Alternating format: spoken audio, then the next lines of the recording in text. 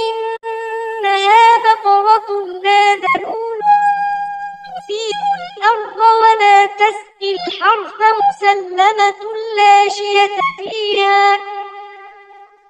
قالوا الآن جئت بالحق فذبحوها وما كادوا يفعلون. وإذ قتلتم نفسا فادارأتم فيها والله مخرج ما كنتم تكتمون.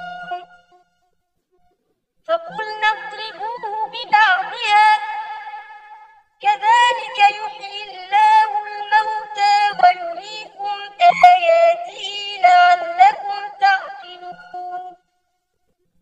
ثم قست قلوبكم من بعد ذلك فهي كالحجارة أو أشد قسوة وإن من الحجارة لما يتفجر منه الأنهار وإن منها لما يشقق فيخرج منه الماء وإن منها لما يهبط من خشية الله وما الله بغافل عما تعملون.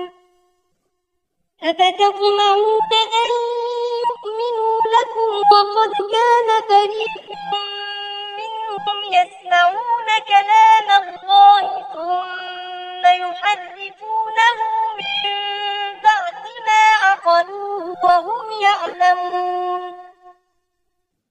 وإذا لقوا الذين آمنوا قالوا آمنا وإذا خلا بعضهم إلى بعض قالوا أتحدثونهم بما فتح الله عليكم